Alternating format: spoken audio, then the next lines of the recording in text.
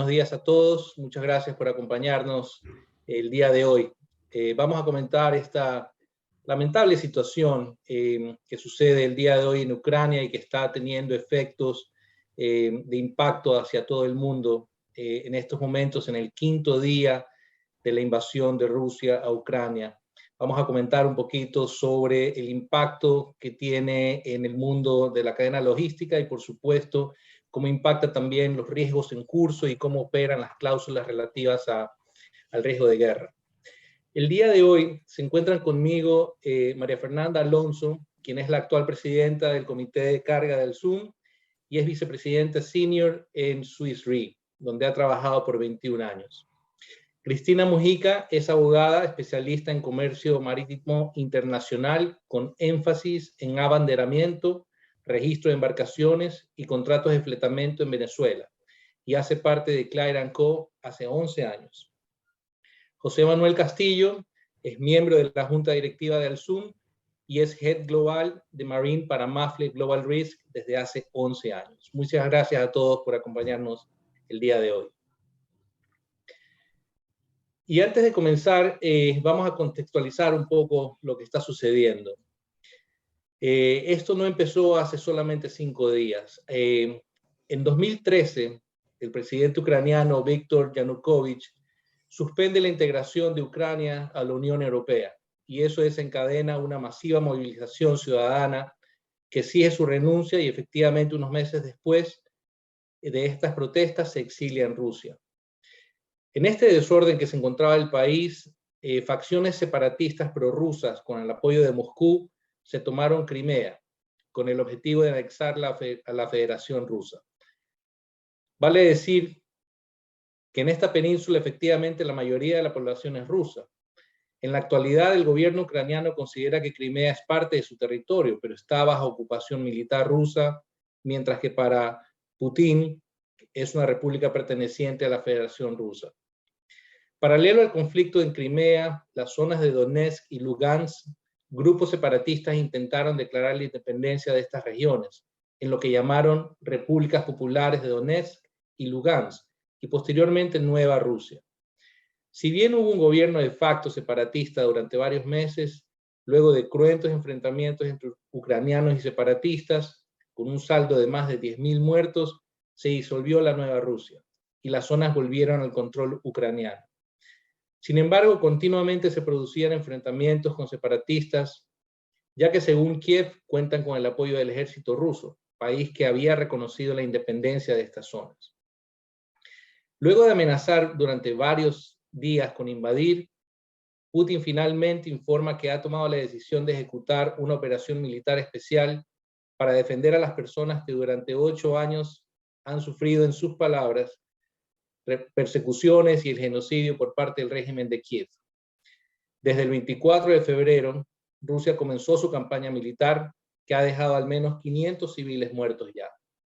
En las aguas del Mar Negro fueron atacados 3 buques, uno de bandera de turca, moldava y panameña. En el caso del Millennial Spirit de Moldavia, la tripulación era de hecho rusa y había sido gravemente herida. Respecto del Namura Queen de Panamá, la tripulación se encuentra bien, aunque un cohete golpeó la popa del barco. Por el lado ruso, el buque Baltic Leader fue detenido por las autoridades francesas por encontrarse dentro de las empresas rusas con sanciones. Y como ven, esto va a continuar, es un evento en desarrollo y va a tener múltiples impactos repetitivos hacia todo nuestro mundo, impactando primero el tema logístico y luego vamos a ver el desarrollo de las sanciones, cómo impactan también la recuperación económica a nivel mundial. Y como es un evento en curso, aún siguen desarrollándose algunos eventos. El día de hoy, por ejemplo, hay unas conversaciones entre el gobierno ucraniano y la delegación rusa, pero que no esperanzamos muchos desarrollos positivos, porque cada una de las partes exigen el retiro y el cese completamente de la otra. Por un lado, Rusia exigiendo que se instale un nuevo gobierno y por otro lado, Ucrania pidiendo la inmediata cesación del ataque y que continúen como país libre. Así que vamos a comenzar con este contexto lamentable otra vez, a recoger los principales comentarios. María Fernanda, desde el punto de vista del mundo reasegurador, ¿y cómo crees que esto afecte logísticamente a la cadena de distribución? Hola, buenos días, Javier. Buenos días a todos. Wow. Creo que desde el punto de vista de reaseguro estamos viendo en este momento, hablando de cadena logística, pensando en Rusia, para poder asegurar embarques en Rusia, tendrías que ser una compañía que está registrada localmente. Quiere decir que si no tienes un registro local no puedes asegurar mercancía terrestre. Entonces, por ese lado, nada más se podría asegurar exportaciones bajo ciertas condiciones, o por ejemplo, ellos nada más podrían asegurar los locales a partir de que sale, pero en este momento, estando en estado de guerra, pues no habría movimiento. Lo que sí se espera desde el punto de vista logístico es, hoy en día ya hay 3 de los puertos de Odessa están paralizados, que fueron totalmente bombardeados. Entonces, de Ucrania, perdón, estoy súper preocupada con este tema, no he pensado en nada más que en la guerra todo el fin de semana, entonces tengo... Sí, no te preocupes, la verdad es que este tema nos ha dejado en shock a todos. La verdad es que en este tiempo de la historia, que un país haga una invasión flagrante en un país libre, independiente, y que irrumpa el desarrollo comercial, logístico, el día a día, 500.000 personas desplazadas, la verdad es que es algo que también muy pocos nos imaginábamos que iba a suceder. Y que sigue sucediendo en realidad, porque esto no ha terminado y ninguna de las partes tiene la intención de claudicar. Efectivamente, o sea, creo que cuando uno analiza los contratos de reaseguro, cuando uno ve las pólizas y ves, o sea, que hay una cláusula de guerra, jamás te imaginas que esa cláusula de guerra va a entrar en efecto. Nunca piensas que vas a tener a lo mejor que pensar en enviar avisos de cancelación, ¿no? Y de aquí va a un poco lo que estamos viendo, ¿no? Desde el punto de vista de reaseguro ya particularmente, nosotros nos unimos a todo lo que es el Joint Work Committee, seguimos las inclusiones que han hecho del Mar Negro, del Mar de Azov, que los marcaron como zonas de riesgo, entonces decimos, bueno, vamos a seguir esa parte, y en contratos proporcionales, nuestros contratos están construidos de manera que tienes un aviso de cancelación para las coberturas de guerra.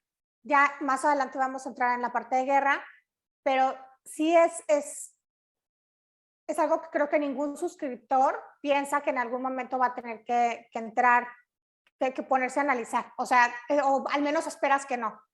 Entonces, realmente creo que para mí, para muchos de los suscriptores, este es un tema en el que estamos hipersensibles. Las embarcaciones que están hoy en día navegando en aguas de alto riesgo debieron de haber notificado a sus aseguradores que están navegando en estas aguas o que están acercándose a estas aguas, y deben ya haber recibido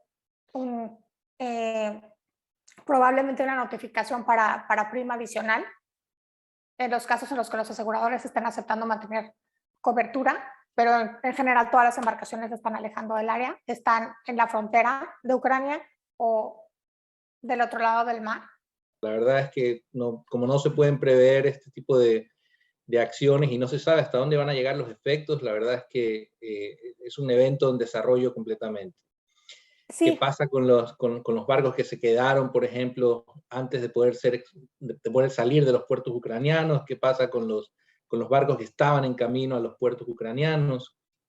Pero me gustaría preguntarle a Cristina ahora, ¿cómo ve el contexto general de lo que está sucediendo desde el punto de vista justamente de los barcos que están afectados de salir, de entrar, o que están ya algunos arrestados? Por lo menos uno, el gobierno francés ya lo arrestó. Cristina, cuéntanos, por favor. Gracias, Javier. Gracias, Javier. Bueno, ciertamente, como indica María Fernanda, esto nos ha dejado a todos en shock, toda esta situación.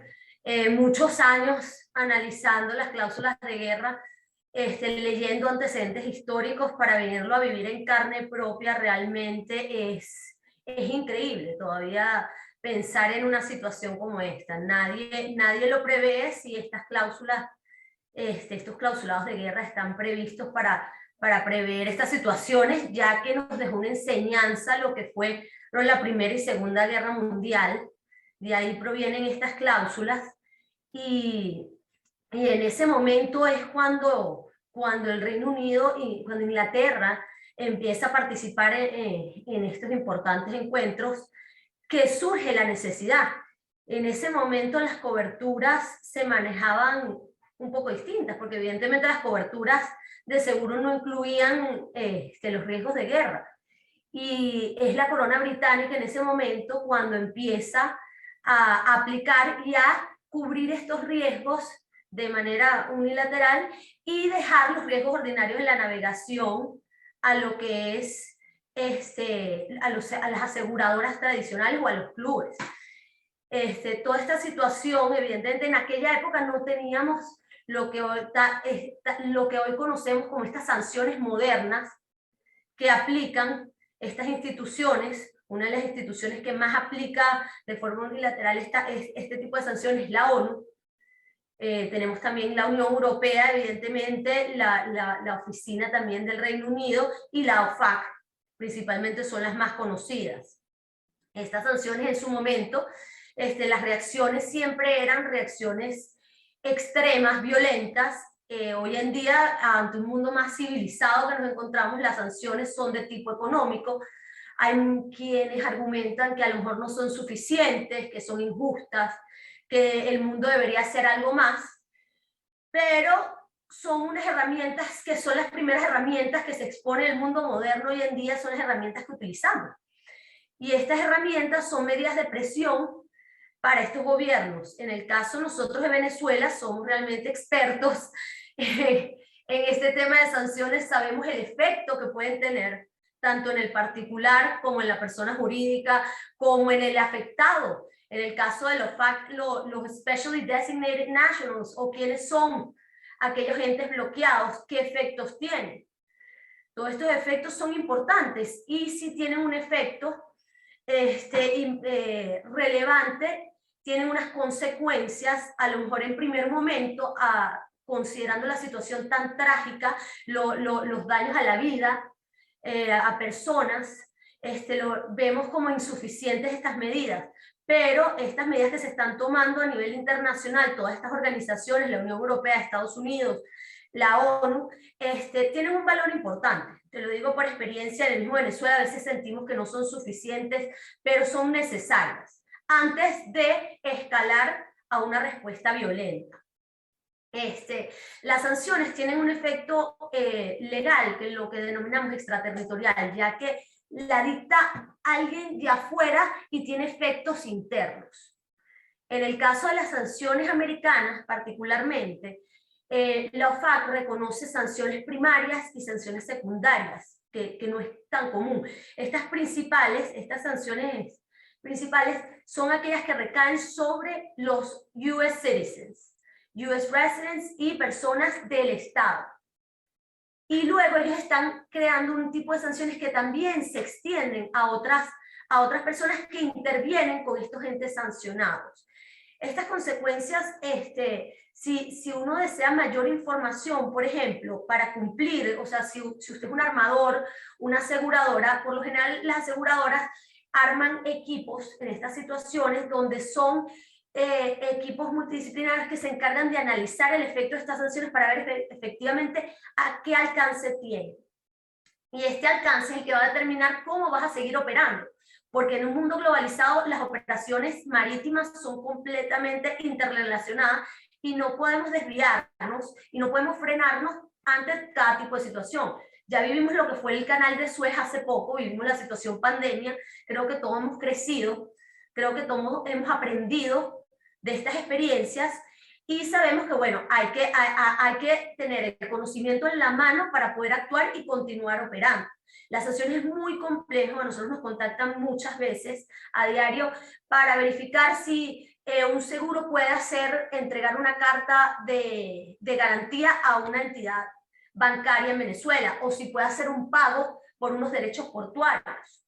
Y dependiendo también de licencias generales o específicas, particulares, tú vas a poder realizar ciertas operaciones. En muchos casos ocurre lo que es un overcompliance de los bancos o los armadores o las entidades que, sin conocer o entender en la extensión de la sanción, prefieren cerrarse completamente a todo lo que implica esto. El caso de Venezuela, a nosotros nos pasa de que, bueno, las personas ven Venezuela y se cierran. Eso mismo va a ocurrir con Rusia, y Rusia va a sentir la presión. Rusia va a sentir la presión de que es que nadie quiera contratar contigo, nadie quiera trabajar contigo. A nosotros nos cuesta muchísimo embarcaciones que, aun cuando no están en el scope de las sanciones, están operando en Venezuela, no consiguen contratar un seguro de P&I. Cristina, quiero preguntarte algo. Dígame. Desde la cobertura o la exclusión de sanciones, mencionaste coberturas OFAC, exclusiones de las Naciones Unidas y de la Comunidad Europea. Normalmente, en los contratos de seguros de transporte, la cláusula dice que la compañía de seguros excluye o se exime de indemnizar aquellos países o entidades o personas naturales que estén restringidas por cualquiera de estas entidades, ¿no? Ya sea Estados Unidos, la Comunidad Europea o las Naciones Unidas. No se mencionan países efectivamente, específicamente en ese momento, pero se entiende que si el día de hoy comienza a ser vigente una sanción contra Rusia, digamos, en este caso, o Rusia y Bielorrusia, la cobertura en ese momento deja de constar en el contrato. ¿Cuál es tu opinión? Fíjate que normalmente las pólizas no operan de un momento a otro. Todo esto en el mercado asegurador y en el mercado marítimo es bastante previsible. Fíjate que tenemos el Lloyd's Market Association, por ejemplo. El Lloyd's Market Association, ellos son un conjunto de personalidades del seguro marítimo que se reúnen y analizan constantemente cuáles son todas las situaciones. Y en muchos casos se adelantan a lo que pueda ocurrir. Si la gente ingresa al Lloyd's Market Association, al Joint Work Committee, el Joint Work Committee el 15 de febrero ya había incluido en su listado a estas zonas, a lo que es el Mar de Azov y el Mar Negro. Entonces vemos que antes del 24 ya ellos tenían conocimiento de estas situaciones que se iban a presentar y le otorgan a todos sus miembros y aquellos, porque recordemos que todas estas disposiciones del Joint Work Committee son obligatorias por lo general para sus miembros, no, pero son recomendaciones para aquellos que no están ingresados, y ellos en ese sentido van a poder tomar las previsiones, y en su caso, en este boletín se incluyeron 7 días de notificación. Ocurre lo mismo con las pólizas. Las pólizas establecen que, bueno, tenemos unas sanciones. Vamos a hacer, si la póliza hace referencia en su redacción al Joint Work Committee List, o hace referencia en ese caso a la OFAC, o a la Unión Europea, o a la oficina del Reino Unido, o incluso el de la ONU, en ese caso va a haber una notificación. Recordemos que el riesgo en las pólizas de seguro, a medida que aumenta o disminuye, en muchos casos la carga es del asegurado notificar cuando el riesgo aumenta, porque el seguro se aplica, es un principio general del seguro, que el seguro, si el riesgo aumenta, deberíamos notificarlo a la aseguradora para informarle de qué manera estamos exponiéndonos a un riesgo que no estaba considerado inicialmente en la contratación. Y eso es lo que ocurre cuando ocurren estos riesgos de guerra, sanciones. Estamos exponiendo al buque a una situación distinta a la que está prevista al momento de la contratación del seguro. Entonces, la aseguradora, yo debo notificarla de ello, y en caso de ella te tomará, como acertadamente decía María Fernanda, tomará las consideraciones, y en esas opciones, por lo general vemos 4 opciones. Puede o rescindir el seguro, cancelar la póliza, puede solicitar una prima adicional, puede solicitarme únicamente, puede ser una póliza que nada más me solicite que yo notifique que voy a visitar uno de estos espacios.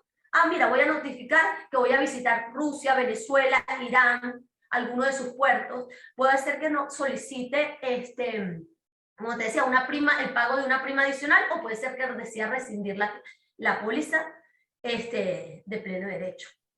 Muy interesante, Cristina, gracias. En los contratos vigentes que están en curso, por ejemplo, y que los asegurados o sus intermediarios no alcanzan a notificar o no alcanzan a revisar cómo se implementan las sanciones de un momento a otro, creo que va a ser muy interesante, porque los aseguradores, por un lado, van a ser impedidos de pagar indemnizaciones a las entidades sancionadas, y en ese momento va a comenzar a haber una disputa legal, porque esto nos toma por sorpresas. Entonces, en un contrato vigente que tiene una provisión en donde si es que se sanciona a una entidad, es un evento que sucede tan rápido que el asegurado no va a alcanzar a tomar todas las medidas preventivas como acabas de mencionar, una notificación adicional del riesgo o una cancelación por parte de la póliza. Van a haber eventos en cursos que van a desembocar en disputas legales. Muchas gracias. José Manuel, cuéntanos por favor tu visión desde Europa. ¿Cómo estás viendo este desarrollo desde el punto de vista logístico? Sabemos que la Comunidad Europea ha llamado al cierre de cielos, por ejemplo. ¿Cómo ves tú? Bueno, Javier, pues lo primero, muchísimas gracias por la invitación al café del Zoom, ¿no? Quería decir que, desde luego, es una situación dramática, pero es una situación que el seguro marítimo ha venido experimentando en los últimos 300 años. Hemos tenido, desde luego, las primeras reclamaciones de guerra son de los ataques de una flota holandesa a una flota mercante en el año 1700. Y, desde luego, es verdad que muchas veces tenemos o nos hacemos memoria corta, ¿no? Hemos tenido la guerra del Golfo en su momento, en el que, desde luego, pues, se veía por parte de una invasión de Irak a los cubautíes y cómo se hizo una asociación internacional, cómo intervino la ONU. Pero, dejando todo esto de lado, yo creo que aquí nos tenemos que centrar en dos cosas. Primero es la cobertura de seguros marítimos, es decir, de cómo opera, y por otro lado el tema de las sanciones. Por supuesto, muy ligadas la una a la otra, pero estamos hablando de dos temas, creo, totalmente diferentes. Como muy bien apuntaba María Fernanda, desde luego, aquí también tenemos que encontrar dos ramos, ¿no? El seguro marítimo de cascos propiamente dicho y el seguro de mercancías. Siguiendo, bueno, pues las evoluciones, como sabemos, en las coberturas, y tener muy claras cuáles son las coberturas, ¿no? Precisamente mucha gente dice que las coberturas de guerra es precisamente, por eso se diferencian en tema de cascos dos coberturas, los riesgos ordinarios de navegación y los riesgos de guerra y huelgas. Y los riesgos de guerra y huelgas se establecen que tienes cobertura para esos riesgos en todo el ámbito de navegación mundial, exceptuando las zonas que estén excluidas. Y recordar que lo que hacía Joint Warhol Committee es incluir unas nuevas zonas a unas zonas que ya estaban excluidas. Eso no significa que no haya cobertura, significa efectivamente que no hay cobertura automática. Y en el caso de querer ir a esas zonas, habrá que, bueno, negociar con los aseguradores, como decía Cristina, para ver, pues, bueno, si se va a dar cobertura, no se va a dar, o la prima que se hace necesario para hacer esos riesgos. La situación que nosotros encontramos ahora mismo, desde luego, es una situación, bueno, pues compleja porque, pues, efectivamente, vemos que hay muchas. Por lo pronto, cuando se producen estas situaciones, y esto es general para cuando se han producido anteriormente, tenemos que establecer los mecanismos adecuados. Es decir, esta cobertura de guerra y huelgas en el tema de cascos, mercancías tiene sus, también luego las vemos, pero implica que si tú quieres hacer unas modificaciones a esa zona, tienes que hacer una notificación a los armadores y ellos tienen un plazo de 7 días para sacar los barcos de ahí. Y durante 7 días las compañías aseguradoras estaremos obligados a mantener esa cobertura en esa zona, bueno, para los barcos que estén ahí.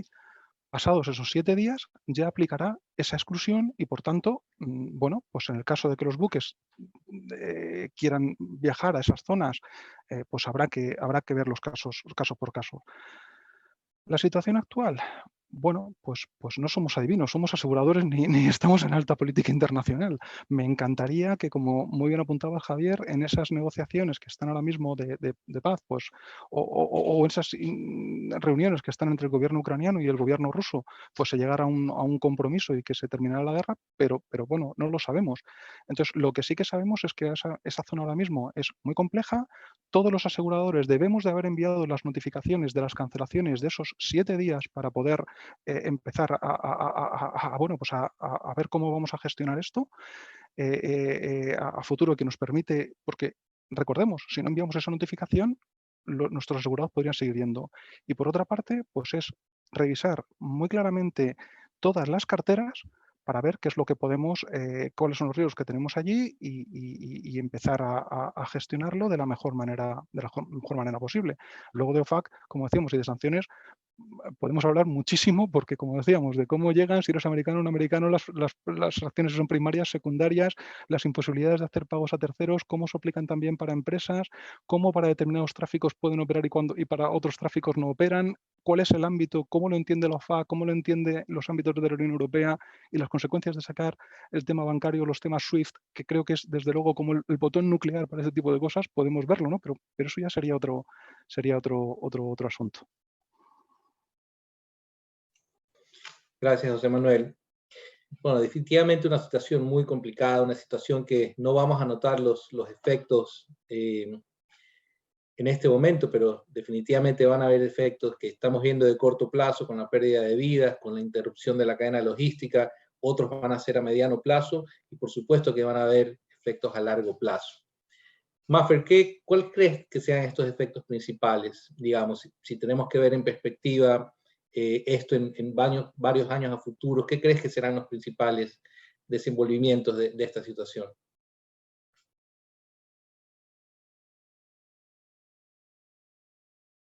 Maffer, estás en mute. Sí. Ahora sí. Sí. Estaba revisando una pregunta muy interesante.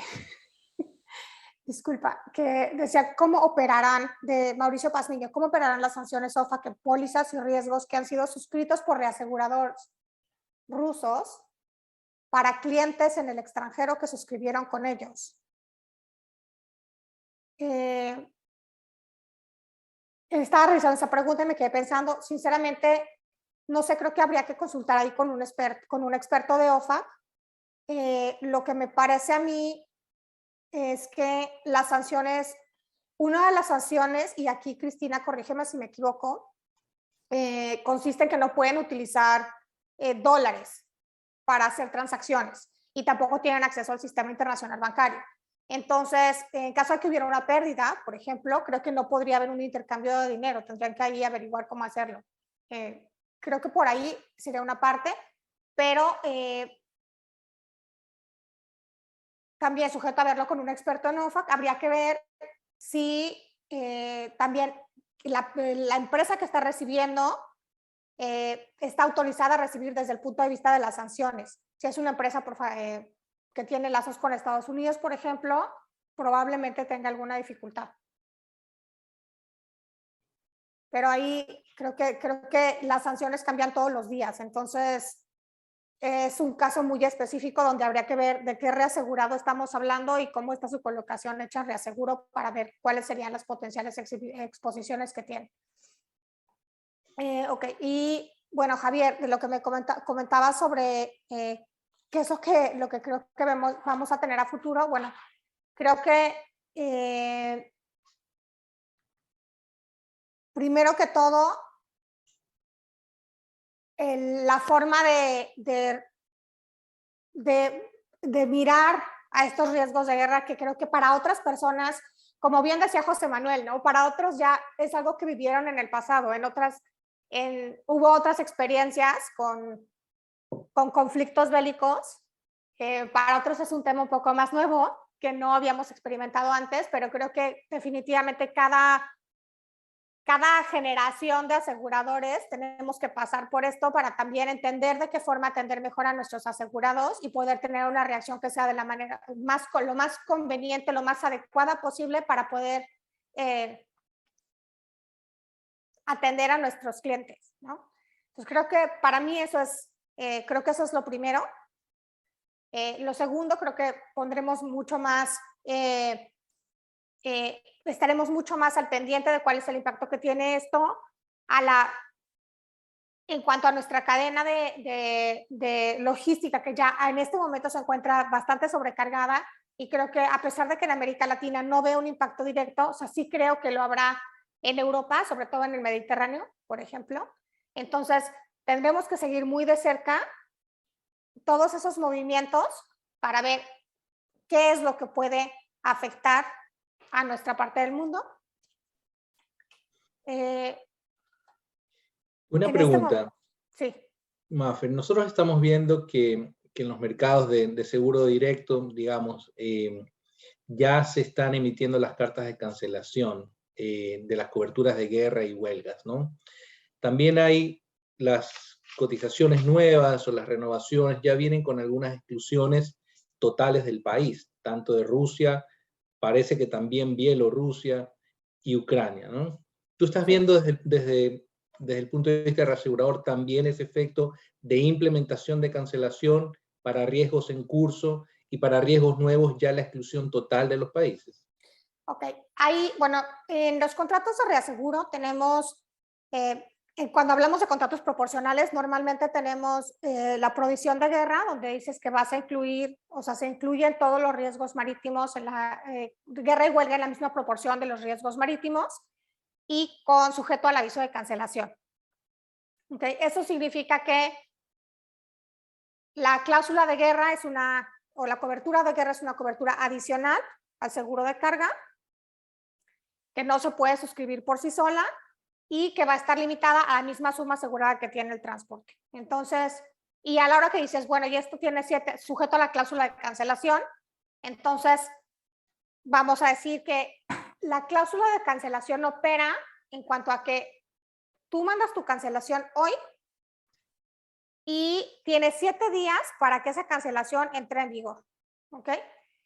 Ahora, durante esos 7 días, todos los embarques que ya habían salido y que iban en camino están cubiertos y van a seguir cubiertos hasta que lleguen a puerto, pero ya nuevos embarques ya no van a estar cubiertos. Y eso es válido tanto desde el punto de vista de reaseguro como desde el punto de vista de seguro, porque así es como está diseñada la cláusula. Entonces, nuevos embarques, si están sujetos a la cláusula de cancelación, pues no serían posibles si se dirigen ahí. Ahora hay que pensar que también esto es específico de la zona. Si el embarque va a ir a otro lugar, a donde no estamos hablando de que hay esta exposición, entonces no tienes ningún problema. No, porque, o sea, eso podría causar conflicto. O sea, no, estamos hablando de solamente lo que se dirige a la zona en cuestión. Si el asegurado está transportando su mercancía en países donde no están en conflicto, entonces no hay ningún problema. ¿No? Ok. Ahora te hablaba de los contratos, o sea, dentro de la parte de los contratos no proporcionales tenemos la misma provisión y la limitación es distinta. En proporcionales es para cada uno de los riesgos y en no proporcionales normalmente lo que tenemos es una limitación de reinstalación específica para guerra y huelga. Pero ya ves que se están emitiendo esas cancelaciones de cobertura y esas exclusiones de los países. Las exclusiones sí, porque las mismas cláusulas de reaseguro citan a que nos sujetamos al listado del Joint War Committee. ¿Okay? Y en el momento en el que ellos incluyen estas áreas, entonces estamos todos en el mismo barco, independientemente de que se nombre o no de manera específica a los países. Ok, entonces, a raíz de la publicación, se consideran excluidos esos riesgos en los contratos en curso. Si bien no excluidos, sí están como un área de alto riesgo, donde tienes el health cover. No es como tal una exclusión. O sea, hay países que sí, hay compañías de seguros que sí querrán nombrar de manera explícita los países que están excluidos. Ahora, también hay que considerar que los reaseguradores tenemos una legislación y las compañías de seguros a veces tienen otra. Entonces, hay países donde, por ejemplo, no podemos hacer negocio con Irán porque estamos en Estados Unidos, pero eso no quiere decir que la compañía de seguros no tenga la posibilidad de hacer negocio con Irán. Simplemente que ahí hay una ahí la compañía de seguros tiene que ver entonces cómo va a ser ese negocio. ¿Me explicó? Ciertamente, Javier, agregando a lo que explicaba muy bien María Fernanda, yéndonos a la parte legal, el tema es que los contratos de seguro se suscriben por una voluntad entre las partes. A su vez están constituidos por una parte general, una parte particular y una parte especial donde podemos explicar detalladamente los aspectos, los riesgos y amparar los riesgos que queramos y queramos incluir. La parte de seguros tiene sus restricciones. ¿Cuáles son sus restricciones? Bueno, como decía María Fernanda, la legislación local va a afectar el seguro o el reaseguro de alguna manera. Tenemos las superintendencias de seguro que se encargan localmente de regular la manera como se desarrollan estos contratos de seguro. Adicional, estos contratos de seguro tienen unas cláusulas de ley aplicable y jurisdicción que por lo general remiten a la ley inglesa en su mayoría.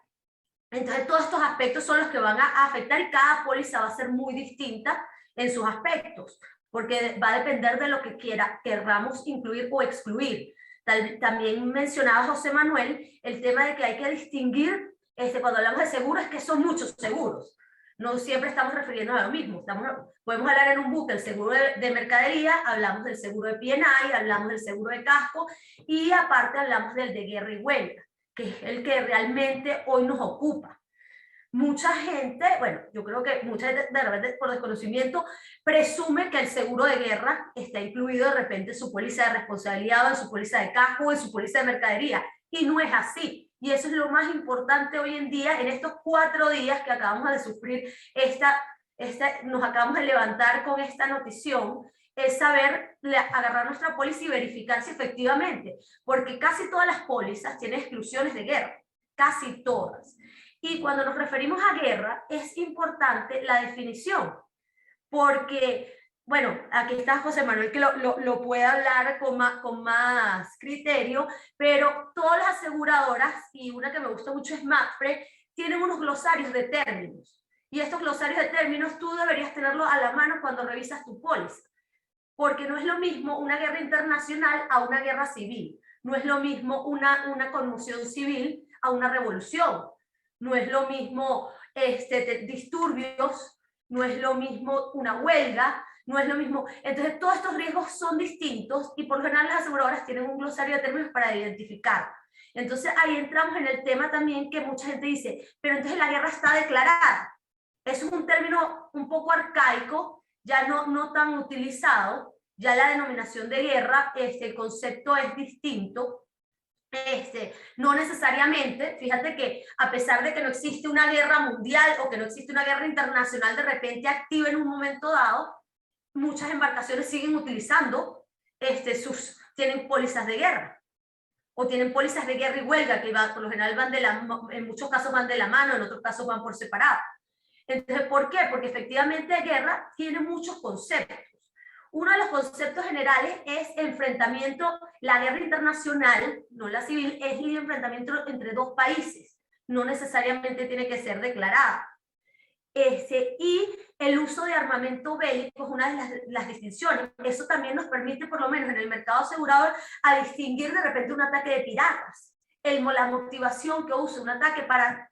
Y entonces en ese momento entramos en una diatriba de quién es el que está cubriendo. Porque por lo menos en los riesgos de piratería, por lo general el P&I cubre la piratería en general, pero la excluye cuando se utilizan armamento bélico. ¿Qué es armamento bélico? Tenemos que entrar en esas definiciones y verificar efectivamente a qué nos estamos refiriendo.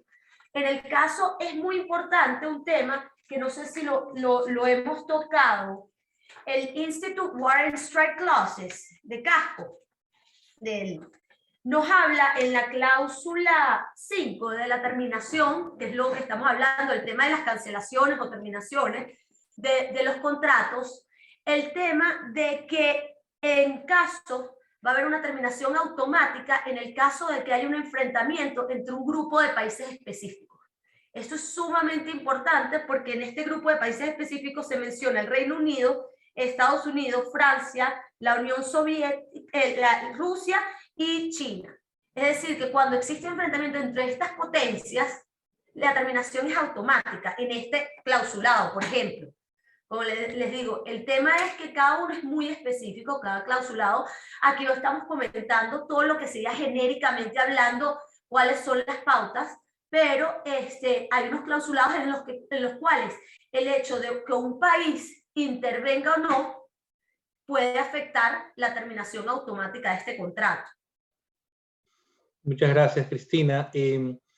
Voy a intentar de manera muy genérica decir los alcances de las cláusulas. Vamos a entrarnos de llenos en las cláusulas de guerra. Primero, hay muchas versiones de cláusulas. Hay más de 30 cláusulas publicadas, por ejemplo, por el Instituto de Aseguradores de Londres, cláusulas de guerra específicamente que aplican para embarques graneleros. Hablando de carga, solamente de carga hay 34 versiones o diferentes cláusulas enfocadas en productos que se comercian en FOSFA, específicamente para embarques por correo, específicamente para embarques aéreos, pero hay digamos que el efecto común es, primero, se cubre en la pérdida o daño físico del bien asegurado. ¿Qué quiere decir esto? Se limita al daño del valor del bien de la póliza, más no las consecuencias. Consecuencias que pueden ser demoras, es expresamente excluido, recalada en un puerto diferente. ¿Qué pasa si el buque no puede entrar a Ucrania o no puede entrar por el Mar Negro, tiene que irse a otro puerto? ¿Quién cubre todos esos gastos? Las cláusulas de guerra normalmente no lo hacen porque lo excluyen expresamente por intermedio de la exclusión de demoras, por ejemplo, y de gastos adicionales. También, en forma común y general, digamos que las cláusulas de guerra tienen que ser adicionadas expresamente en el contrato. De lo contrario, en una cobertura de todo riesgo no hay cobertura de guerra. Muchas personas se preguntan, pero bueno, si es que yo tengo que considerar un riesgo adicional con una cláusula de guerra, que tengo que ponerla con una cláusula aparte o adicional, pero también inmediatamente me ponen la cláusula de cancelación de guerra. ¿Cómo es que me piden comprar la cobertura, pagar una prima adicional y después me dicen, sí, pero te la puedo cancelar? Entonces muchas personas dicen, ¿para qué la compro si me la pueden cancelar? Y ahí hay un espacio de 7 días muy importante. Le voy a pedir a José Manuel y luego a Mafe que nos comenten si están de acuerdo con estas generalidades y cuál es su punto de vista. Pues mira, Javier, totalmente de acuerdo. Primero, hay una parte que también creo que los aseguradores o reaseguradores, en general el mercado, debemos tener en cuenta, que muchas veces es que la cobertura de guerra y huelgas se regala. O sea, si tú llegas y preguntas quizás en cascos menos, en mercancías lo veo más, si tú preguntas, oye, en esta tasa que me estás dando, ¿cómo estás desagregando el riesgo ordinario de transportes, el riesgo de guerra y el riesgo de huelgas? ¿Cómo lo haces? Y muchas veces, no, está todo incluido, ¿no? Y eso muchas veces, bueno, pues parece que desvirtúa el tema, pero es que ahí volvemos a lo que decía también Cristina, ¿no? La importancia de los términos, de lo que estemos hablando y de lo que no. Cuando llegabas, y solo un apunte, Cristina, cuando decían los países que estaban hablando en las coberturas de guerra, es muy sencillo. Eran los países que cuando se hacen estas coberturas tenían armas nucleares, porque lo que estaba pensando la cobertura de guerra es que si hay una explosión nuclear, esto se acaba y tenemos que volver a empezar a plantearnos el seguro. Por eso se hacen así este redactado. Pero luego, fijaos, os pongo un ejemplo muy específico de una cosa que es un riesgo real que ha pasado ahora mismo, ¿no? Ha llegado y un marinero ucraniano ha hundido un yate de un propietario ruso que por lo visto parece ser que estaba implicado en construcciones militares, etcétera, ¿no? Este marinero no lo hace con un arma, sino sencillamente lo que hace es que abre, pues unos tanques de achique y con eso lo que hace es que inunda el barco. ¿Vale? Sobre este punto, ¿qué estaríamos hablando? ¿De un riesgo de guerra que podría estar, como decía Cristina, en las cláusulas de guerra de cascos en las que es una persona movida por un acto político? O si nos vamos al 7CH del 83, en uno de los riesgos ordinarios de navegación encontramos la baratería.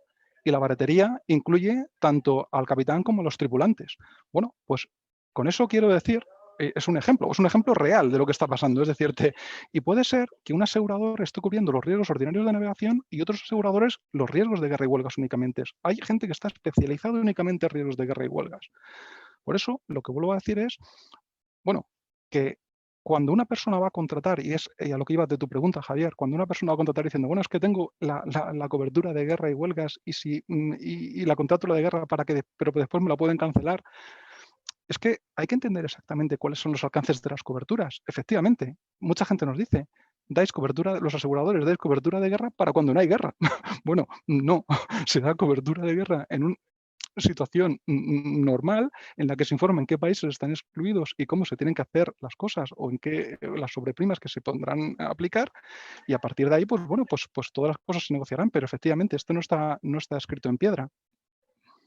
Pero creo muy importante, como decíamos, entender la cobertura de guerra y huelgas, entender los términos, ver las limitaciones con las coberturas ordinarias y sobre todo que entiendan asegurados, aseguradores, reaseguradores, todo que tengamos muy claro qué es lo que estamos cubriendo, por qué, cuándo y cómo operan las normas y de dónde vienen. Y hay un espacio de tiempo desde la cobertura, desde la cancelación, ¿no? Le explicó Mafe que son 7 días. Los 7 días, sí, son 7 días que además, sí, perdóname, Javier, o sea, si es que es esto, es en estas coberturas, o sea, tú tienes que hacer un preaviso de cancelación de 7 días, es decir, además esto se hace muchas veces y no solo se hace, sino que en el momento que cambian las zonas, recordemos que de repente puedes, por ejemplo, en Nigeria, establecerse en aguas de Nigeria como zona excluida porque cambian las latitudes, e inmediatamente todos los aseguradores deberíamos hacer esa notificación con un preaviso de cancelación de 7 días, para a los 7 días volver otra vez a poner la lista de los países en los que actualmente se puede ir y en los que no y cómo. Y eso, vamos, pero eso es puro clausulado, ¿no?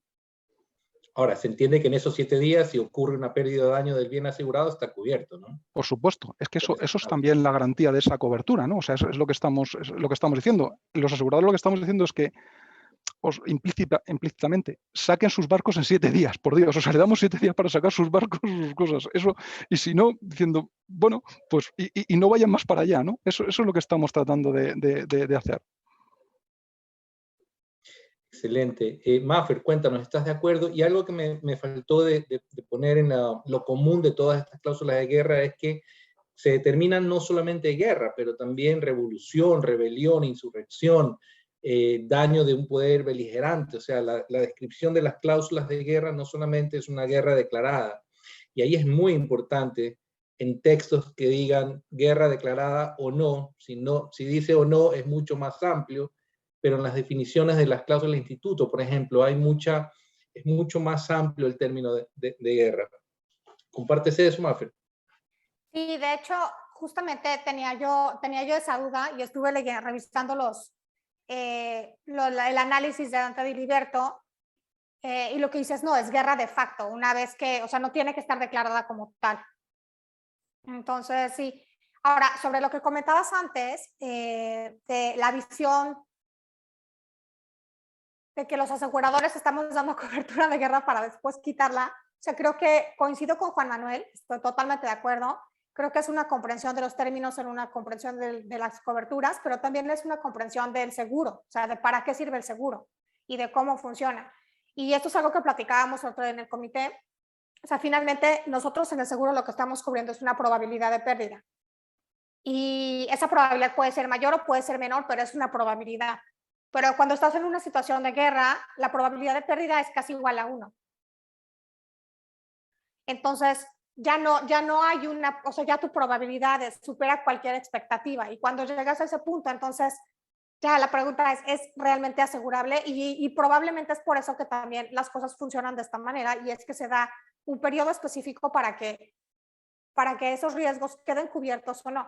Ahora, hay que recordar que también, como hablaba hace un rato, los riesgos que iniciaron su viaje están cubiertos hasta que llegan a puerto, y en puerto todavía hay condiciones específicas determinadas por la cláusula que, bueno, si pueden desembarcar están cubiertas por un periodo, y si no, están cubiertas a flote también por un periodo o en tránsito. Entonces, sí se está cubriendo esos embarques que iniciaron y que llegaron a la zona en cuestión hasta su término. Entonces, no es que estén quedando las cosas al aire, no es que los aseguradores estemos dejando sin cuidado o sin cobertura los bienes. Finalmente, eso sí, ese periodo creo que es fundamental porque permite que el asegurado reaccione. Perfecto. Hay muchísimas preguntas muy interesantes en el chat. Una de ellas es específicamente lo que mencionaba. Si el buque ya zarpó y uno dio cancelación de 7 días, el viaje sigue asegurado hasta término. Correcto. Los 7 días normalmente terminan a la medianoche del 7º día luego de la notificación, pero viajes que están todavía en curso continúan cubiertos hasta que termina su trayecto asegurado original. Exacto, sí, o sea, recordemos que de acuerdo con las cláusulas, la duración de un viaje inicia en el momento en el que toman la mercancía para cargarla en la embarcación. Entonces, en el momento en el que si ese viaje ya inició, entonces está cubierto hasta su fin. Perfecto. Voy a recoger un par de preguntas también del chat que están muy, muy interesantes. Nosotros vemos ya un impacto en los precios de los commodities, ¿no? Especialmente los commodities que exporta Ucrania, como granos, como trigo, y Rusia con el impacto del precio del petróleo es absolutamente directo y ya es palpable en todos los mercados. Nos preguntan si es que los valores de los commodities pueden ser indemnizados al nuevo valor que se cotiza en los mercados luego de que el viaje ha iniciado su curso. O sea, comenzó con un valor asegurado cuando nació el embarque, pero durante el tiempo de su trayectoria, el mercado cambió el precio de manera muy importante. ¿Cómo afecta eso el valor asegurado? En mi visión, si es que no se ha pactado previamente que el valor asegurado sea fluctuante, pues no se cubre de esa manera. Todas las condiciones que se deben de pactar tienen que ser previo al inicio del riesgo. ¿Comparten esa visión? Sí, definitivamente tendrían que tener esa condición dentro de la cobertura, de que hay una variación en el precio. Perfecto. También, de hecho, perdón que te interrumpa, Javier, en muchas ocasiones se habla de que la indemnización podría no ser perfecta, en el sentido de que si tú tienes la variación del precio y tu precio incrementa, tu indemnización puede ser mayor a lo que originalmente pagaste, pero en el caso de que el precio baje, también puede ser que tu indemnización sea menor. Entonces, esa es una condición que puede ser muy interesante cuando los precios suben, pero que también implica un riesgo, ¿no? Porque la idea no es lucrar. Entonces, sí. Vamos, Javier, María Fernanda, yo coincido con vosotros. Yo creo que también es importante, como decíamos, atender al caso concreto. Si estamos hablando de una póliza flotante en la que estás incluyendo todos los embarques y ya tienes pactado, por ejemplo, una indemnización de un 110% valor CIF, por decir algo que es coste, seguro y flete, lo que está muy claro es lo que estamos hablando de indemnización, ¿no? O sea, de cuál es el coste, cuánto ha costado el seguro y cuánto es el flete, ¿no? Y esa es la indemnización. En las posibles fluctuaciones de los precios que estén en cada momento es como querer asegurar en determinado momento los beneficios o la pérdida de beneficios que pudiera tener el asegurado. Yo creo que no es el objeto de una póliza de seguros de mercancía propiamente dicho. O sea, lo que subyace, yo siempre digo, es intentar tener los principios del seguro. Es decir, intentar que es la indemnización, o sea, indemnizar el perjuicio causado sobre la adquisición que haya realizado, no sobre la expectativa de ganancia que tenía en el futuro. Pero como bien decía Javier, María Fernanda, todo en esta vida se puede pactar, se puede llegar, pero como norma general no se tendría que aplicar el valor asegurado desde el principio, vamos. Sí, coincido con eso. A menos que se haya dispuesto una condición en la póliza que el valor asegurado sea fluctuante, si no hay esa condición, entonces se indemniza el valor que esté pactado en la póliza original, aunque haya variado el precio del commodity a nivel internacional. Es increíble, tenemos muchísimas preguntas muy, muy interesantes. Hay una que me llamó la atención, que es interesante comentarla. Estamos viendo que el mundo está imponiendo sanciones a Rusia, ¿ok? Y está haciendo una serie de medidas como las que ya comentamos, como las restricciones para hacer operaciones bancarias, la restricción para comercialización, ya es un país sancionado, etcétera, pero ¿cómo creemos que va a reaccionar Rusia? Yo en lo personal, después de este café, voy a cambiar todos mis passwords en todas mis cuentas de todo lo que tengan en internet, porque creo que se viene una ola de cyberattacks muy interesante. Cuéntenme qué es lo que creen ustedes. Cristina, por favor. ¿Cómo reaccionará Rusia frente al mundo más allá de su amenaza? Que ni siquiera quisiera comentar el deterrente nuclear, dejémoslo para otro momento, pero Fíjate, por cierto, no hay cobertura en las pólizas, pero ¿qué crees tú que cómo se defenderá Rusia y cómo nos impactará bueno, a nosotros? aquí especulando un poco al respecto, si para tratar de ser positivos y calmarnos y no pensar en los peores escenarios, Rusia no es el primer país ni el último que ha sido sancionado. Ciertamente es el país con más poderío que ha sufrido este tipo y este nivel de sanciones. Esta última sanción, la del SWIFT, es una sanción bastante fuerte porque básicamente queda fuera del mercado internacional. Es distinto cuando impone sanciones en economías pequeñas, como Irán, Venezuela, Cuba, que realmente no tienen una capacidad de respuesta como la tiene Rusia. Hoy el mercado internacional y lo que es la comunidad internacional creo que ha aprendido sus lecciones y esperamos como humanidad que así sea, y que, bueno, todas estas sanciones y toda esta manifestación de los países del mundo en contra de estas actuaciones por parte de la comunidad rusa se vean afectadas. Ciertamente también quería tocar, Javier, una de las preguntas que también me llamó mucho la atención en el chat, que hablaba sobre el tema de las nacionalidades.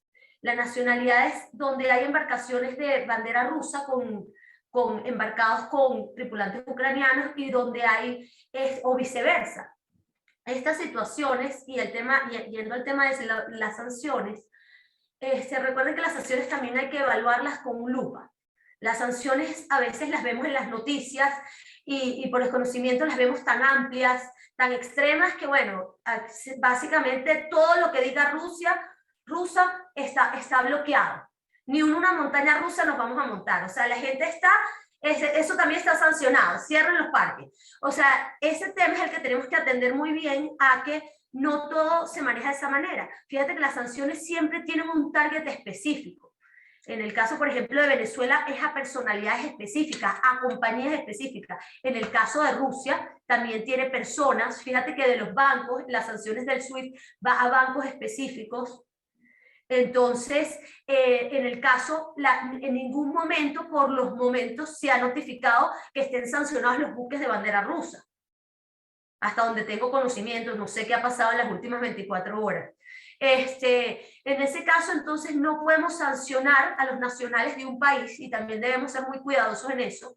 Y lo digo a motus propio de como lo hemos vivido también los venezolanos. No debemos atacar los errores de un grupo de gobierno a lo que es la población de un estado y los demás de sus actividades, porque también está lo que es las actividades públicas y privadas, y como te digo, y el listado de entes y personalidades sancionadas. Entonces, eso no quiere decir que usted le compra a un ruso y entonces de repente de un día para otro entonces el contrato tiene que terminar. Debemos en ese caso asesorarnos debidamente para que no causar daños innecesarios y no creer que todo va a ser una terminación de contrato o una cancelación.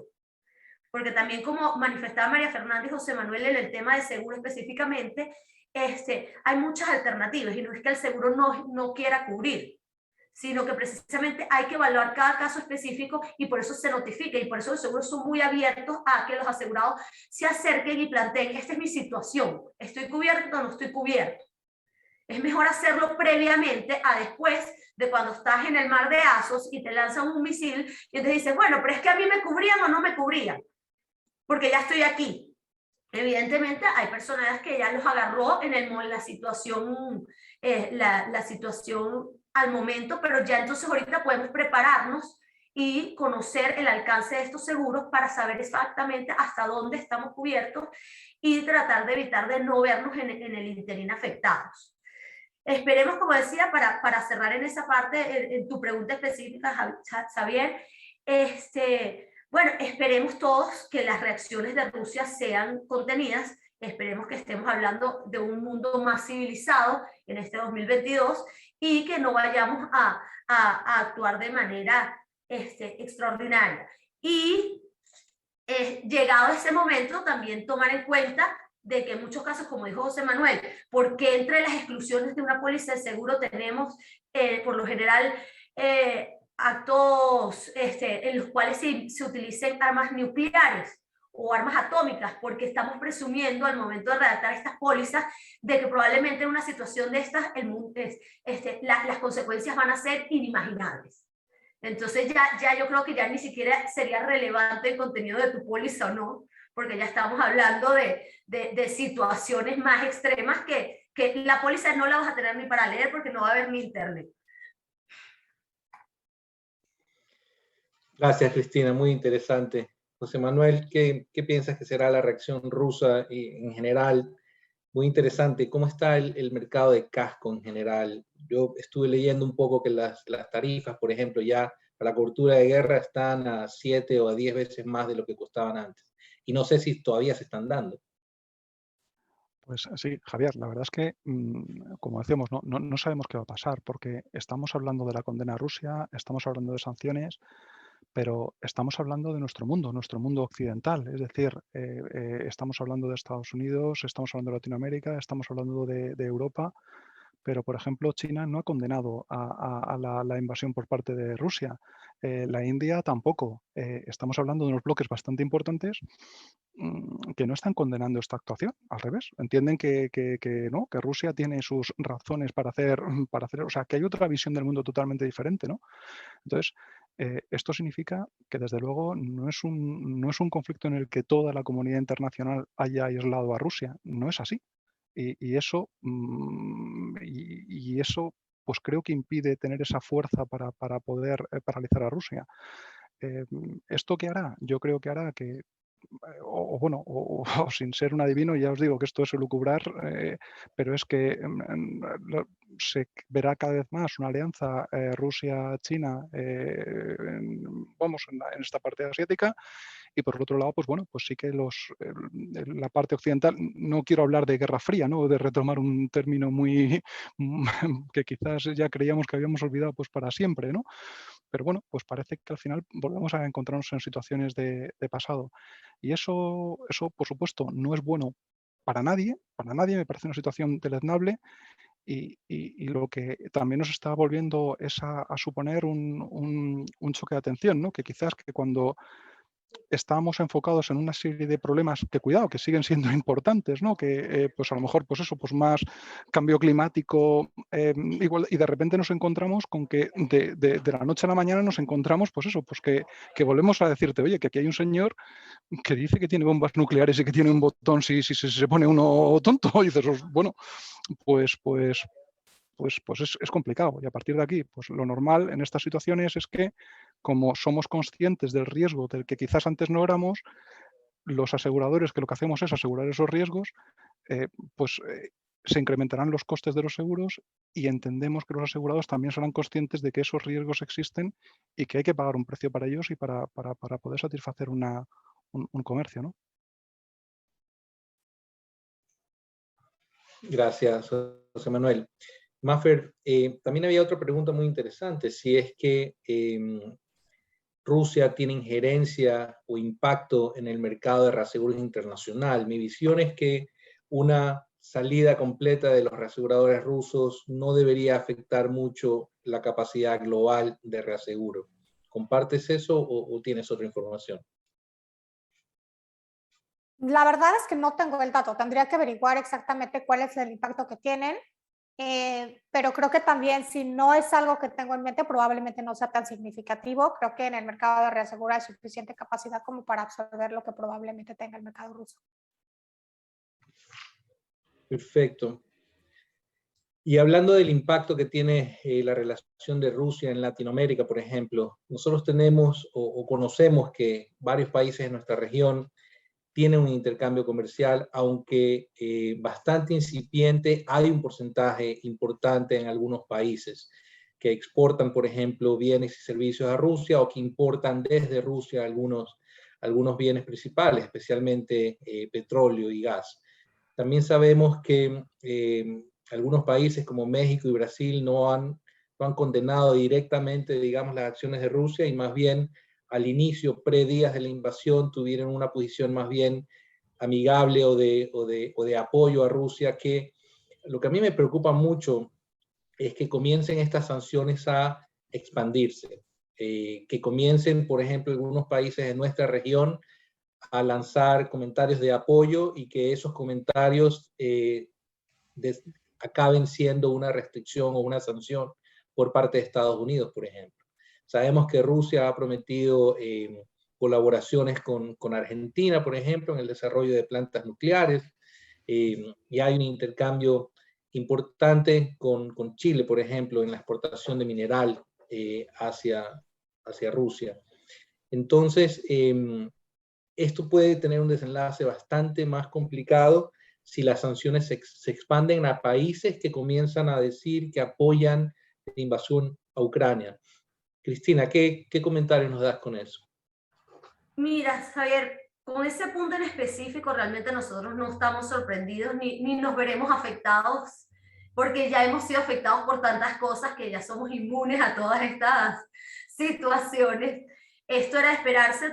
Venezuela tiene muy pocos aliados, y entre ellos precisamente es Rusia. Entonces, efectivamente, nosotros vamos a vernos afectados, pero que es una raya más para un tigre, como decimos aquí en Venezuela.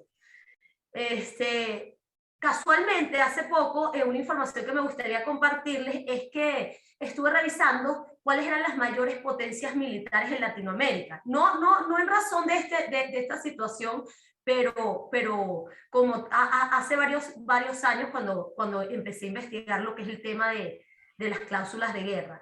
Y efectivamente, por ejemplo, Venezuela es la cuarta potencia militar de Latinoamérica. Claro, son unos números ínfimos en comparación con otros países, pero son informaciones interesantes que pueda afectar en un conflicto realmente que llegara a escalar de una manera. Tenemos a Brasil, Colombia y México, evidentemente, como potencias militares mucho mayores en comparación con otros estados.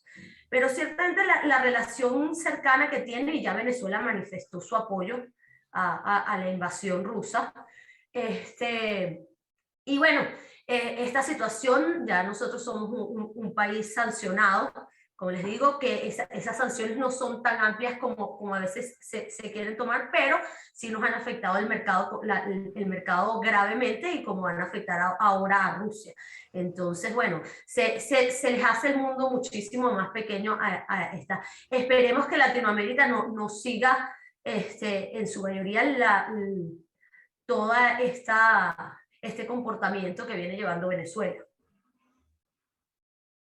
Sí, bueno, Venezuela lamentablemente continúa sancionado, y una sanción más no va a hacer mucha diferencia, lamentablemente. Pero otros países como Brasil, por ejemplo, México, Argentina, Chile, Ecuador exporta mucho marisco y flores. Colombia también exporta flores a Rusia, por ejemplo. Van a ver sus mercados reducidos, digamos. Es un país o un mercado menos en el cual exportar, y nuestros países dependen bastante de las exportaciones, así que un efecto vamos a tener.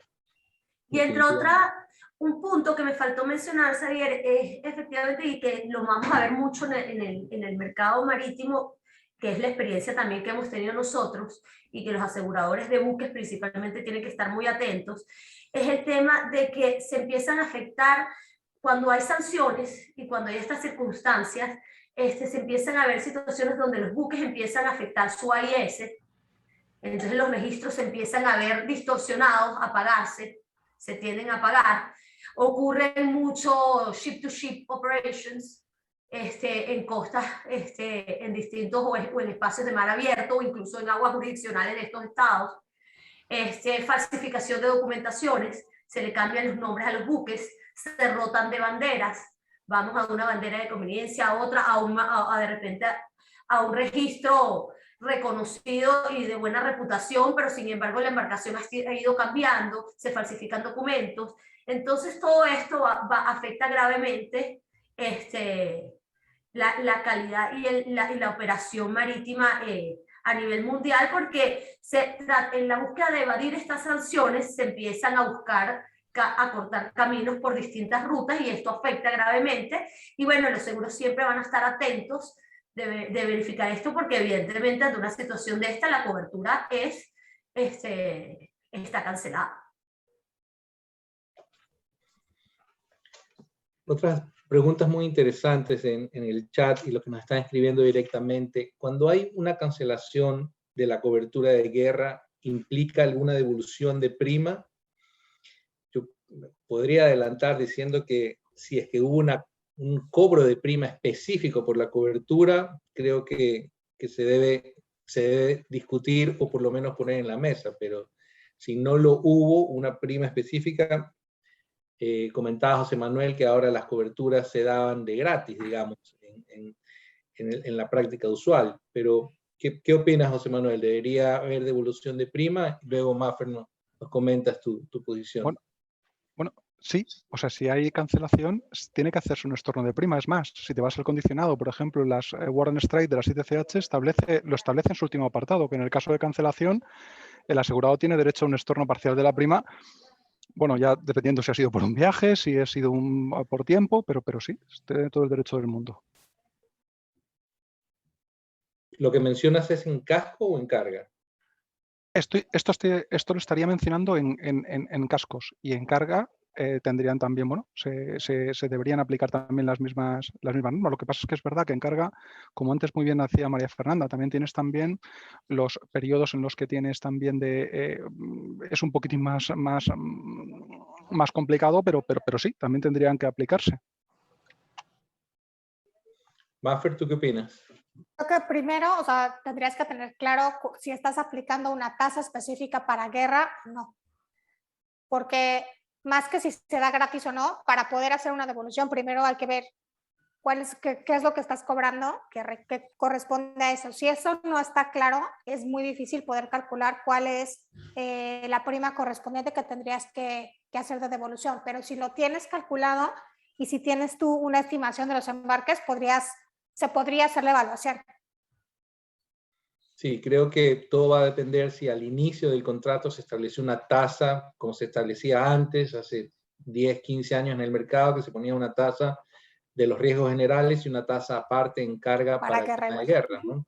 Ahora que ya se excluyó esa condición, la práctica de mercado es una sola tasa en general, sería un poco más complicado tratar de calcular cuánta prima sería la proporción adecuada cuando se interrumpe la cobertura de guerra y huelgas.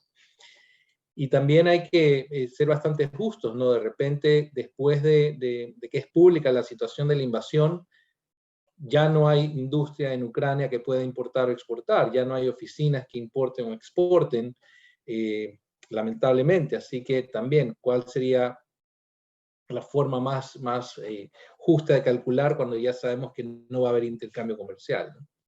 También se puede decir no hay intercambio comercial por la situación, entonces es un poco debatible. Vamos a decir que la conversación va a ser muy interesante cuando no hay una tasa específica de guerra al inicio, pero si la hay, ahí sí tenemos una base de cálculo, ¿no?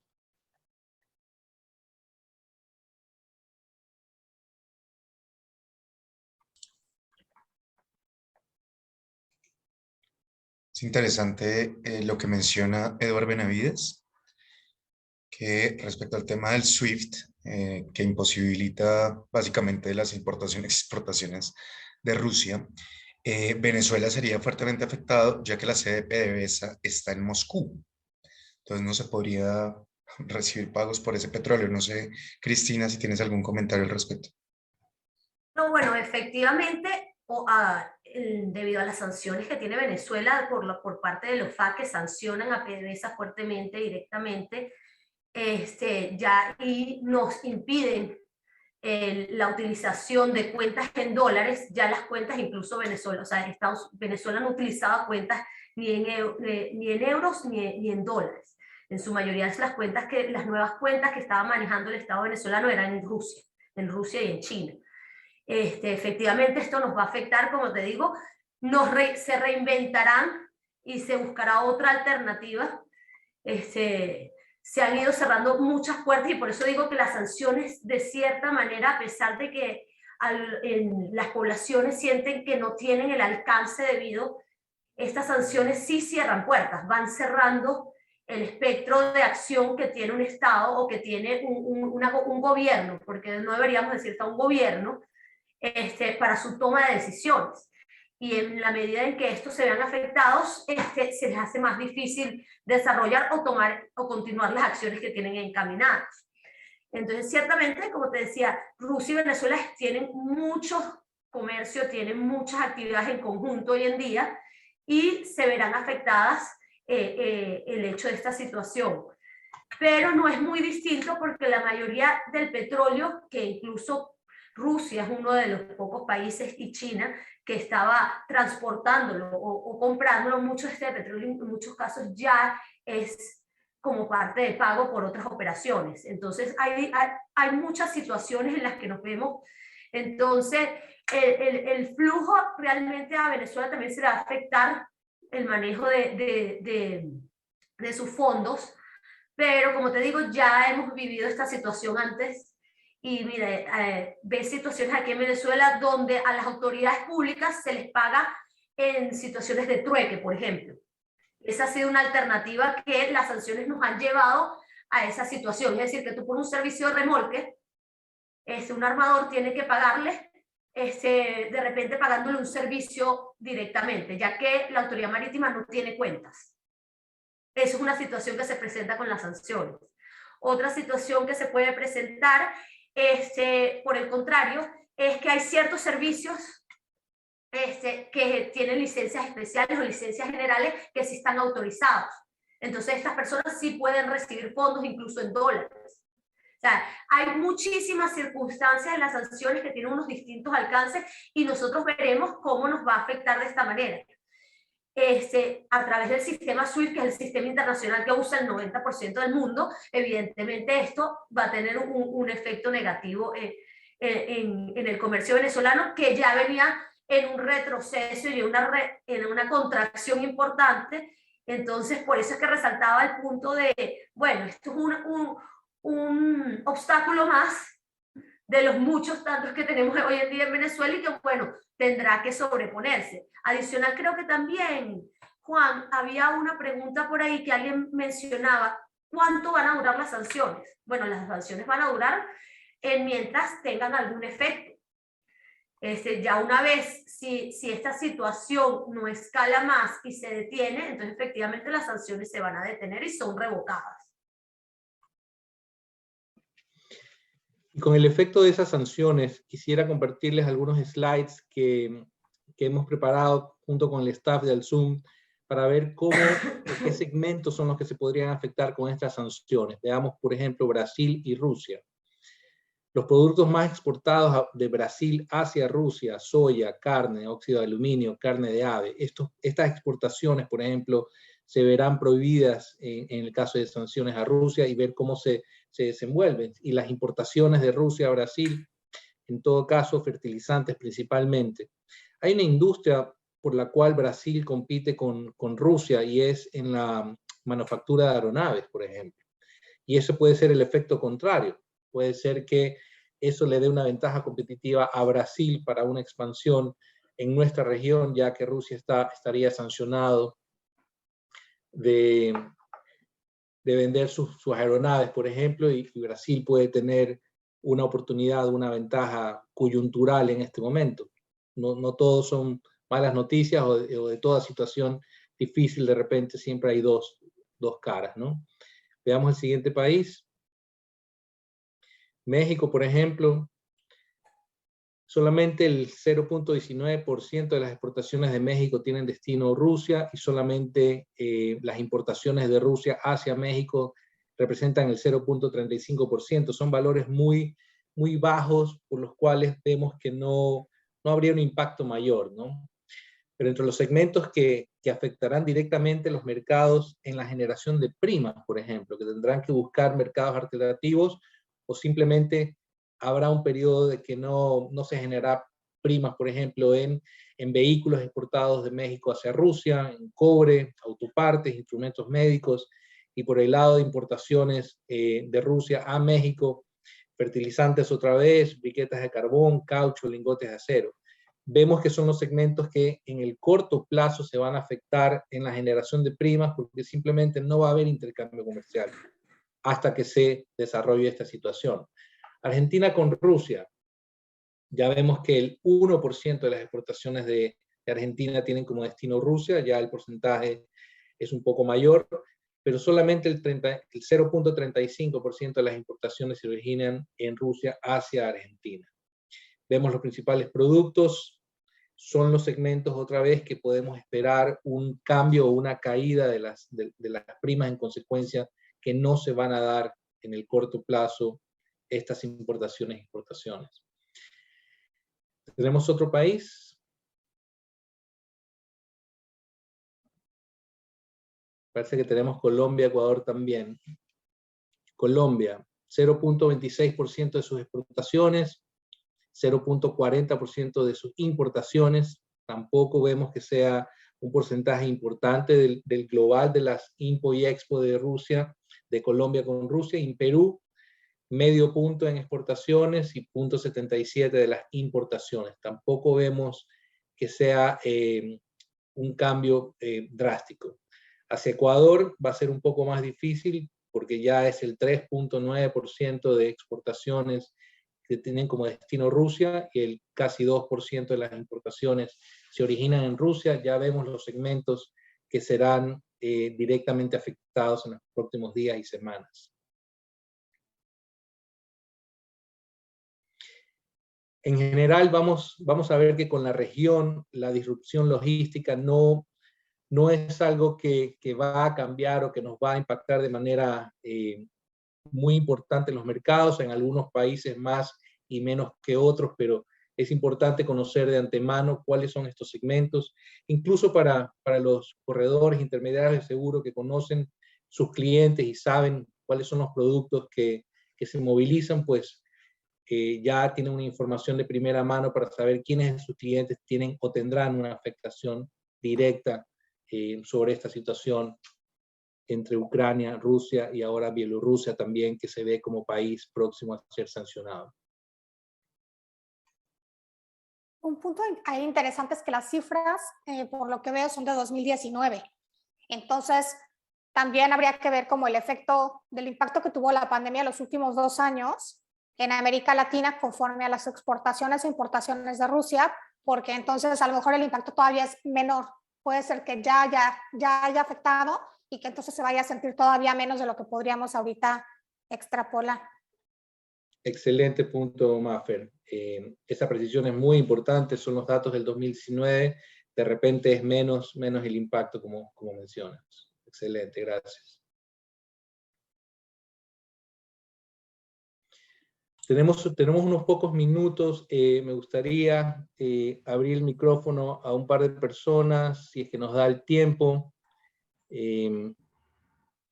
Tenemos la mano levantada de Arnaldo Rotella. Listo, adelante, Juan, ¿puedes abrir el micrófono, por favor? Sí, tú puedes quitar el mute, Arnaldo, ya.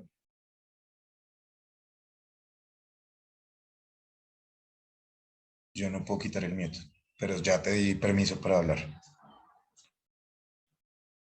Sí, no sé. ¿Ahí? Ya, ahora sí. Muy bueno el café, lo encuentro muy interesante.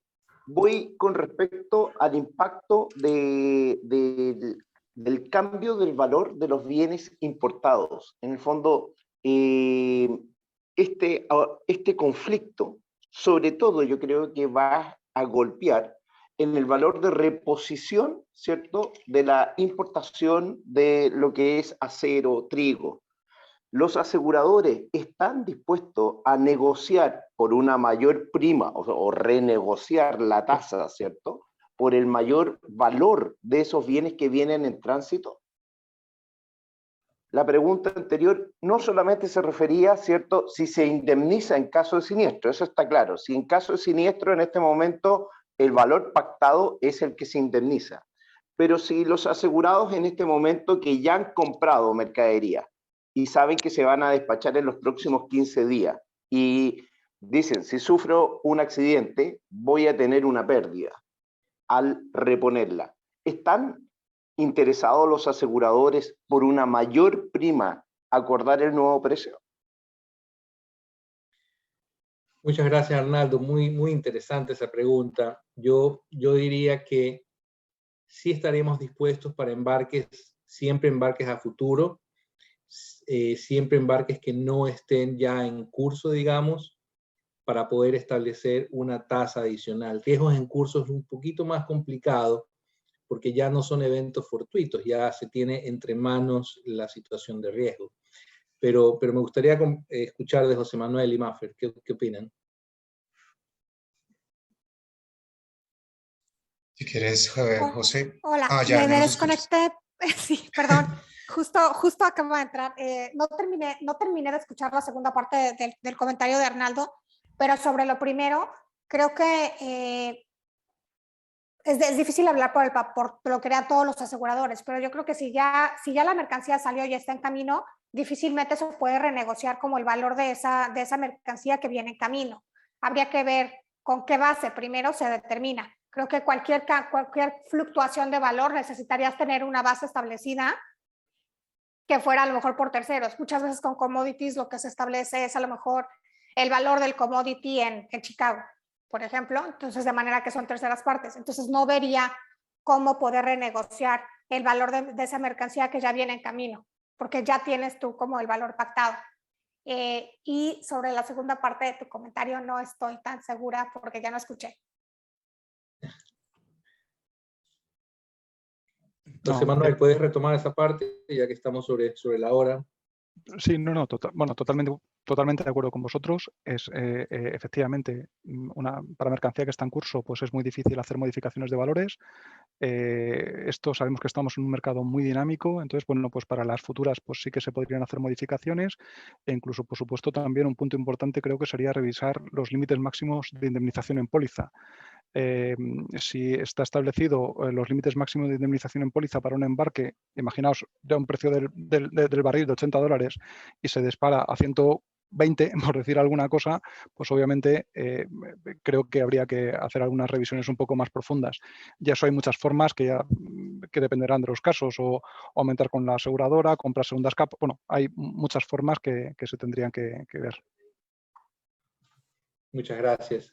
Creo que tenemos tiempo todavía para una persona más. Juanma. A ver, Edward levantó la mano. Ya puedes hablar, adelante.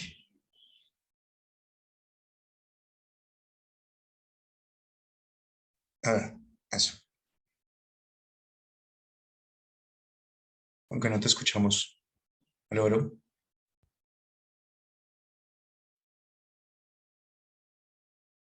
¿Aló? No, no te escuchamos, Edward.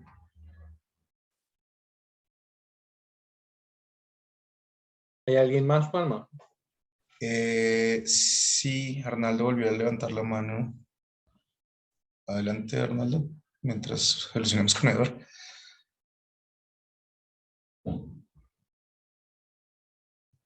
Voy a una segunda pregunta también relacionado con los valores, en el sentido, la póliza, ¿cierto? La póliza de carga tiene la oportunidad de reponer el bien, ¿cierto? Si el valor ha bajado mucho. En el fondo es una de las atribuciones cuando hay un siniestro, no necesariamente es el de indemnizar, sino también existe la posibilidad de reponer.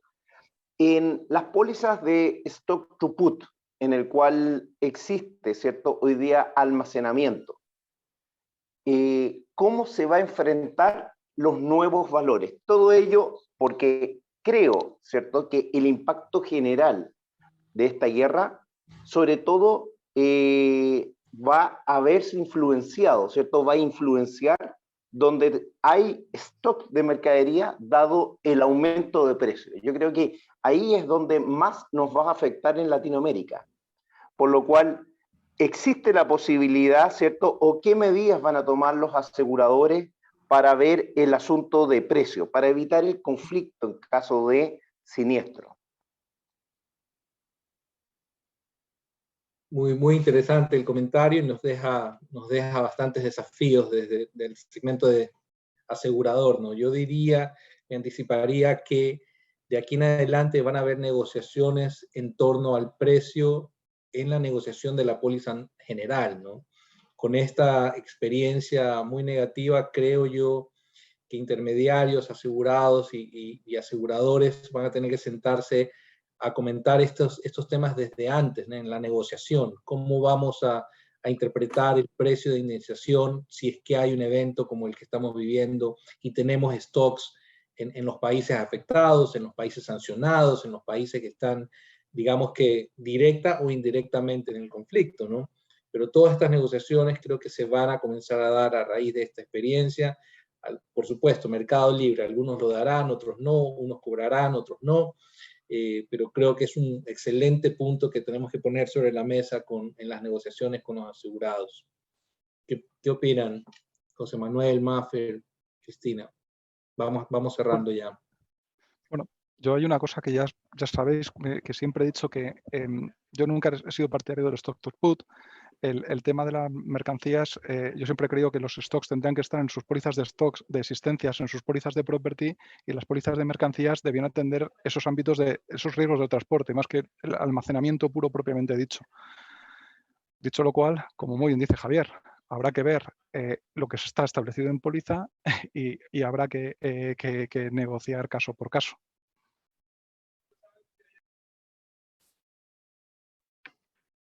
Una posición muy similar, tampoco somos partidarios de la STP. Creo que cuando estamos hablando de que la mercancía ya está como inventario en los almacenes del dueño de la mercancía, es el dueño de la mercancía el que tiene la responsabilidad de establecer la evaluación de ese inventario de acuerdo con el precio de venta, tiene que ajustar. Y eso tiene que ser informado convenientemente al asegurador más bien de property por parte de inventarios. Encarga nosotros ya, una vez que la mercancía está entregada, sale de nuestras manos. Pero creo que sí, lo importante es negociar esto desde el principio y no dejar que los ajustes sean necesarios posteriormente para que también el cliente esté satisfecho. Gracias, Maffer. Cristina, comentarios finales. Bueno, para cerrar, alguien mencionaba que los tribunales de arbitraje, bueno, también las judiciales tendrán bastante actividad y así ha sido históricamente, entonces lo tomaremos como referencia. Habrá que desempolvar aquellos casos viejos de la época de la Segunda Guerra Mundial, como yo les mencioné al principio, donde muchos de estos conflictos ya se estudiaron y ya se verificaron, y podremos ver lo que tenga que ver con un buque mercante trasladando, puede ser material bélico, en ese caso qué tipo de cobertura, o un buque mercante que de repente escapando de una situación recibiendo órdenes militares, o un buque mercante trasladando heridos. Todas estas circunstancias, y ahí pasaremos a analizar efectivamente qué seguros corresponden, qué alcances tienen las pólizas que tienen estas embarcaciones, tienen esta mercadería, y si efectivamente estas fueron contratadas. Y bueno, todo esto lamentablemente termina en tribunales, tanto arbitrales o judiciales, pero hay unos precedentes importantes en el derecho anglosajón para la materia de seguro que nos van a guiar el camino de las decisiones y cómo se manejarán todas estas nuevas situaciones que vamos a enfrentar. Esperemos que todo termine pronto y que no tengamos vidas humanas ni lesiones personales que lamentar. Y bueno, es la situación que nos ha correspondido vivir. Gracias, Cristina. La verdad es que me uno a tus palabras, esperando que esto se resuelva de la mejor forma, tanto rápida como con menores bajas posibles. Muchísimas gracias a mis compañeros panelistas, José Manuel, Maffer, excelente. Muchas gracias a todos los que escribieron, tenemos muchísimas preguntas. Lamentablemente se nos acabó el tiempo. Una recomendación nada más, siéntense a conversar con los asegurados. Tenemos ya cláusulas de cancelación en vigencia, tenemos exclusión de países en vigencia. Lo mejor es sentarse a negociar temas muy interesantes como los precios de aquí a futuro, como ha mencionado Arnaldo, y todo lo que hemos comentado ha sido muy, muy interesante. Creo que la base de todo es sentarse a revisar los contratos, qué es lo que dicen las cláusulas vigentes, y a negociar todas estas posibles situaciones. Muchísimas gracias a todos. No olviden de cambiar sus passwords en todas sus cuentas por internet. Esperemos que esto se resuelva de la mejor manera. Gracias a todos. Adiós.